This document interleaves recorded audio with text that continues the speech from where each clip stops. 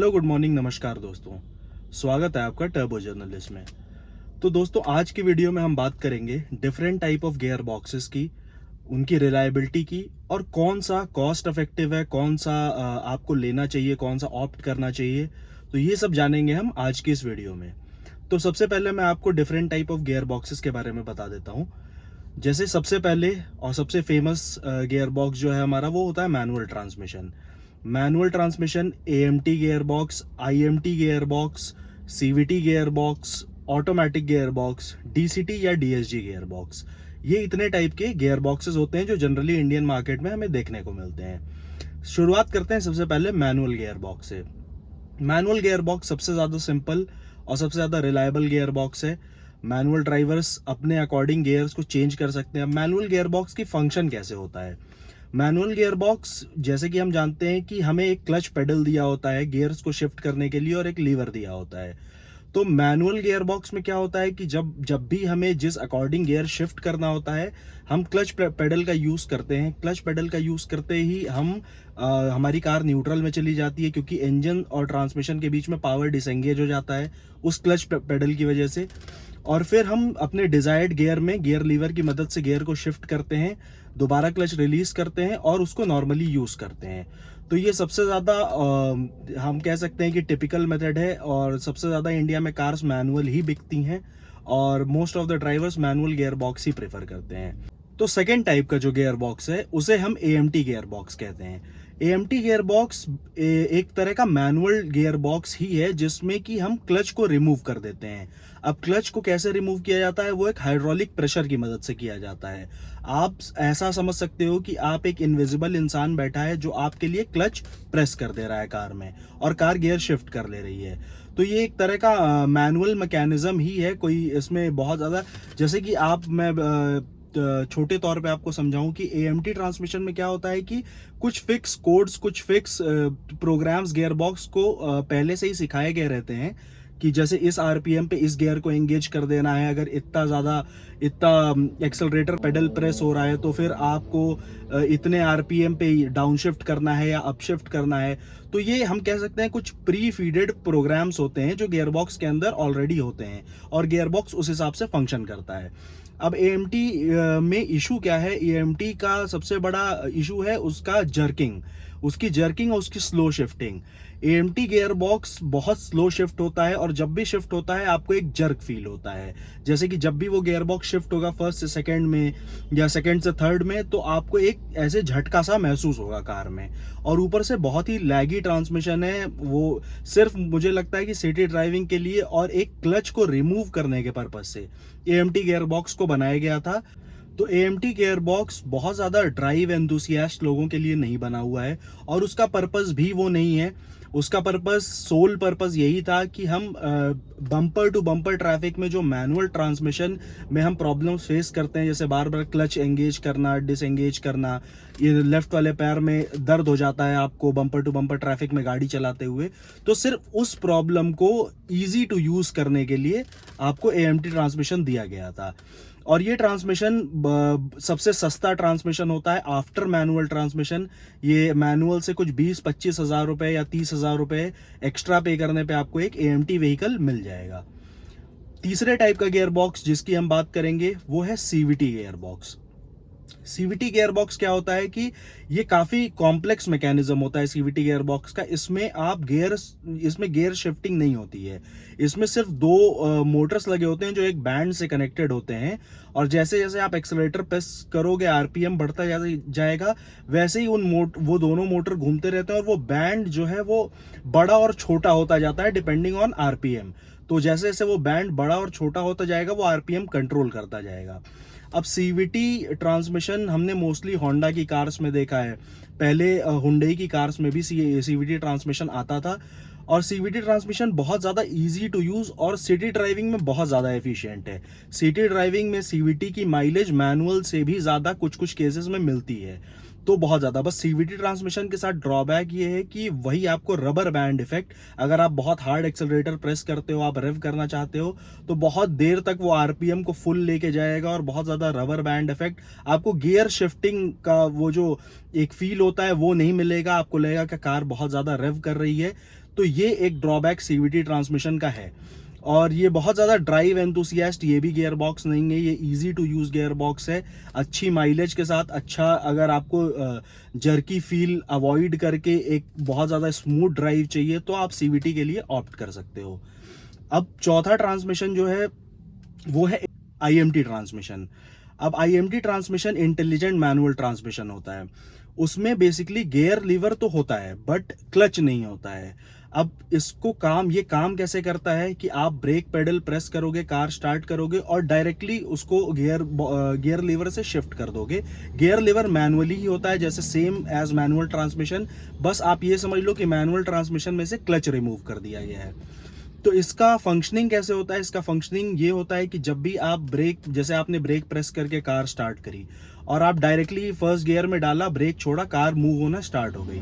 अब सेकेंडली इसमें काम ये कैसे करता है, अगर आपको सेकेंड गियर में आना है तो जैसे ही आप इसमें गियर के अंदर एक सेंसर लगा होता है, जैसे ही आप गियर को शिफ्ट करने की कोशिश करोगे वो सेंसर ऑटोमेटिकली क्लच को डिसएंगेज कर देगा वहां से। बेसिकली वो क्लच का काम कर देगा वहां पे और आप फ्रीली उस गियर को शिफ्ट कर पाओगे।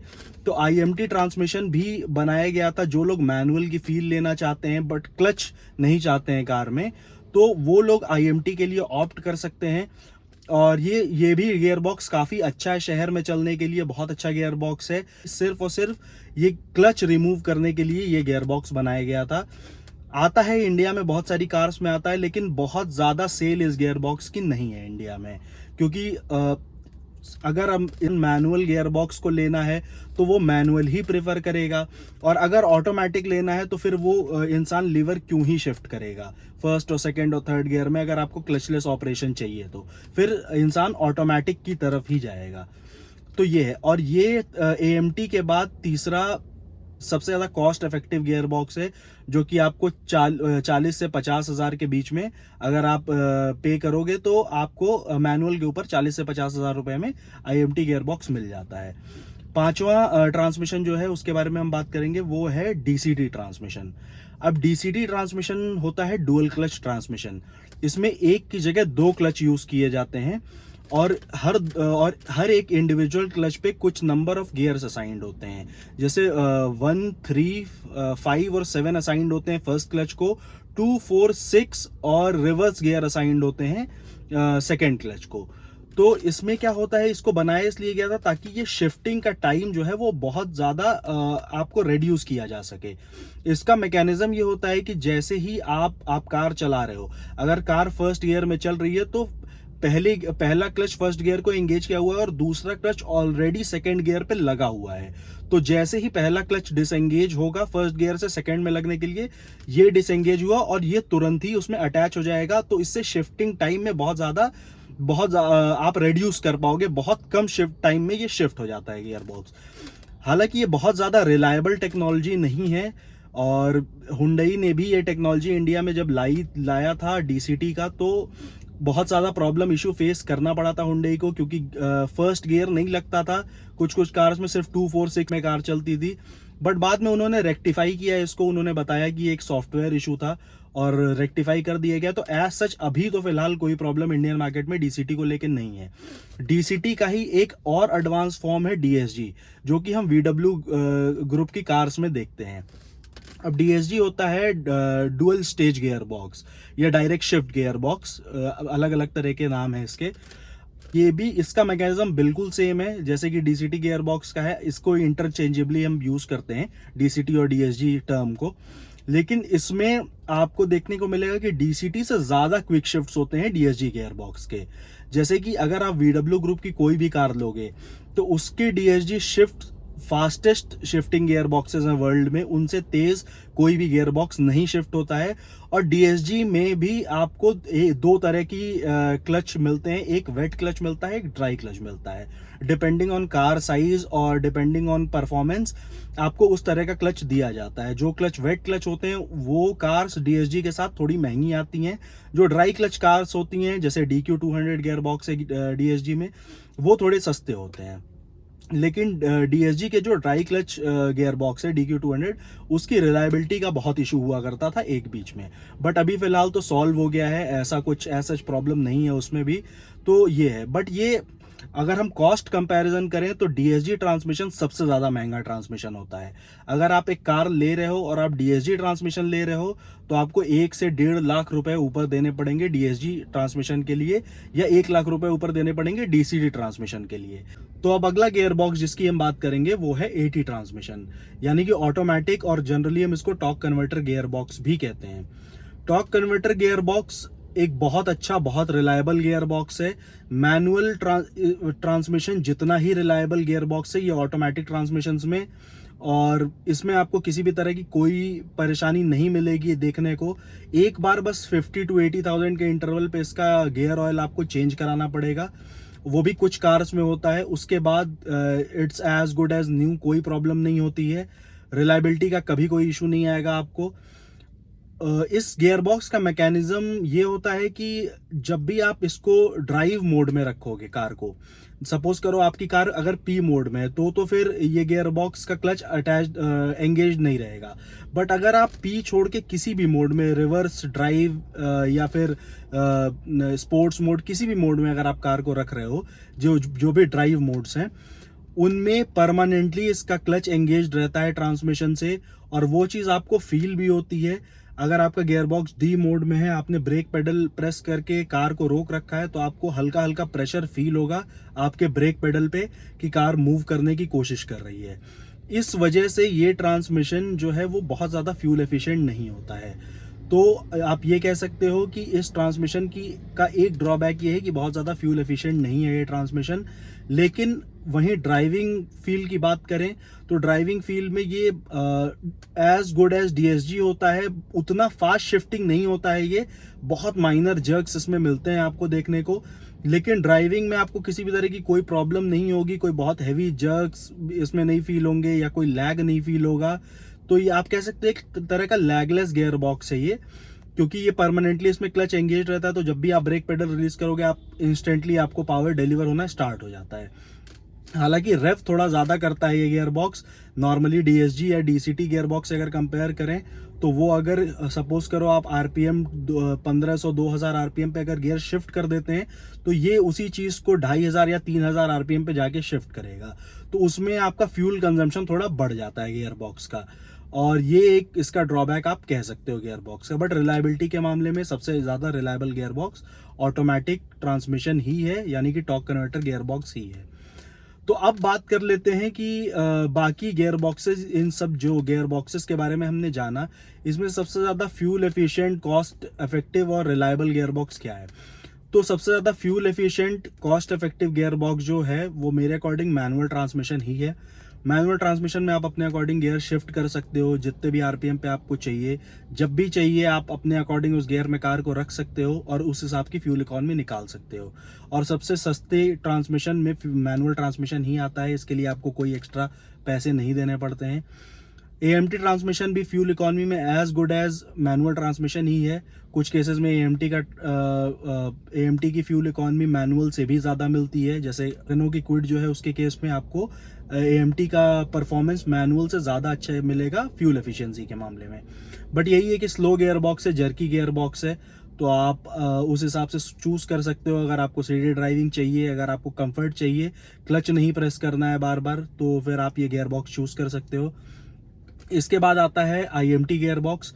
आईएमटी गियर बॉक्स की भी fuel efficiency as good as manual ही है, बस ये है कि क्लच रिमूव कर दिया गया है, लेकिन शिफ्ट्स आपको मैनुअली करने पड़ते हैं। तो अगर आपको एक ड्राइविंग फील भी चाहिए कि आप गियर अपने अकॉर्डिंग बदल रहे हो, अपने अकॉर्डिंग डिजायर्ड आरपीएम पे बदल रहे हो, तो आप इस गियर बॉक्स के साथ जा सकते हो कंफर्ट के साथ, क्योंकि क्लच नहीं होता है तो आपका लेफ्ट पैर फ्री रहता है, तो आपको वहाँ पे कंफर्ट भी मिलेगा। और ये थोड़ा महंगा होता है मैनुअल ट्रांसमिशन से, 20-25 हज़ार रुपये एक्स्ट्रा देने पे मिल जाता है, तो आप उस तरीके से इसको देख सकते हो। इसके बाद हम बात कर लेते हैं सीवीटी गियर बॉक्स की। सीवीटी गियर बॉक्स बहुत ज़्यादा स्मूथ ड्राइविंग गियर बॉक्स है, शहर में चलने के लिए बेस्ट गियर बॉक्स है सीवीटी। इसके साथ इसका ड्रॉबैक ये है कि ये बहुत ज़्यादा रबर बैंड इफेक्ट क्रिएट करता है गियर बॉक्स, जैसा कि मैंने बताया आपको, लेकिन फ्यूल इकॉनमी आपको बहुत ही अच्छी मिलेगी सीवीटी गियर बॉक्स में। फ्यूल इकॉनमी के मामले में कोई कॉम्प्रोमाइज़ नहीं होगा, और तो आप इसकी तरफ भी जा सकते हो। अगर आपको एक बहुत स्मूथ ड्राइविंग चाहिए, आप बहुत ज़्यादा ड्राइविंग एंथुसियास्ट नहीं हो, बहुत ज़्यादा कार को पुश नहीं करना चाहते हो लिमिट्स तक, तो आप इस गियर बॉक्स को ऑप्ट कर सकते हो। इसके बाद आता है डीएसजी या डीसीटी ट्रांसमिशन। डीएसजी या डीसीटी ट्रांसमिशन थोड़ा कम एफिशिएंट होता है सीवीटी, आईएमटी, मैनुअल और एएमटी के कंपैरिजन में। इसकी फ्यूल इकॉनमी 2 से 3 किलोमीटर पर लीटर कम मिल सकती है आपको बाकी इन गियर बॉक्सेस के कंपैरिजन में। वो इसलिए क्योंकि ये ड्राइविंग एंथुजियास्ट के लिए बना हुआ है। बहुत ज़्यादा क्विक शिफ्टिंग गियर बॉक्स होता है, 2 क्लच यूज़ होते हैं, तो इसकी फ्यूल इकॉनमी थोड़ी बहुत आपको कम मिल सकती है। इंस्टेंटली पावर डिलीवर होगा, आपको बहुत ज़्यादा पुश करना है कार को तो आप फ्लोर करो पेडल और बहुत तेज़ पावर डिलीवर होगा, शिफ्ट बहुत क्विक मिलेंगे, तो उससे थोड़ी बहुत फ्यूल इकॉनमी कॉम्प्रोमाइज़ हो जाएगी इसमें। तो लेकिन ये गियर बॉक्स एक्चुअली है बहुत महंगा, तो आप कॉस्ट कंपैरिजन इसमें कर सकते हो अपने अकॉर्डिंग कि आपकी रिक्वायरमेंट क्या है, उस अकॉर्डिंग आप इसमें जा सकते हो गियर बॉक्स के लिए। यहाँ पे अब हम बात करेंगे ऑटोमेटिक गियर बॉक्स या टॉर्क कन्वर्टर की, जो कि सबसे कम फ्यूल एफिशिएंट गियर बॉक्स है इन गियर बॉक्सेस के कंपैरिजन में। जैसा कि मैंने आपको बताया है कि रिलायबिलिटी के मामले में तो बहुत अच्छा है, बट क्योंकि इसका क्लच परमानेंटली एंगेज्ड रहता है, रेव ज़्यादा करता है ये गियर बॉक्स, तो इस वजह से इसकी फ्यूल इकॉनमी हमेशा कॉम्प्रोमाइज़ हो जाती है। ये डीएसजी से भी थोड़ी कम एफिशिएंट फ्यूल इकॉनमी है इसकी, तो आप उस तरह से आप इसको देख सकते हो। लेकिन अगर आपको एक अच्छा डिसेंट परफॉर्मिंग गियर बॉक्स चाहिए जो आपको ड्राइविंग फील भी अच्छी दे और आपकी गियर शिफ्ट भी अच्छे हों, आपको जर्क भी ना फील हो, लेकिन आप थोड़ी बहुत फ्यूल इकॉनमी कॉम्प्रोमाइज़ कर सकते हो, तो आप डेफिनेटली इस गियर बॉक्स की तरफ जा सकते हो। तो दोस्तों ये था different type of gear boxes के ऊपर एक वीडियो। आई होप कि आपको ये वीडियो अच्छा लगा हो। वीडियो अच्छा लगा हो तो लाइक करें, शेयर करें, सब्सक्राइब करें और कमेंट करके बताएं अगर कोई पॉइंट मैंने मिस कर दिया हो तो। अगर आप कार से रिलेटेड कोई भी और जानकारी चाहते हैं या अपनी कार का रिव्यू कराना चाहते हैं तो प्लीज़ कमेंट सेक्शन में भी कमेंट करके बता सकते हैं, या नीचे दिए गए ईमेल आईडी पे भी आप मेल कर सकते हैं। तब तक के लिए दोस्तों, ride safe, drive safe, stay safe और मिलते हैं अगली वीडियो में।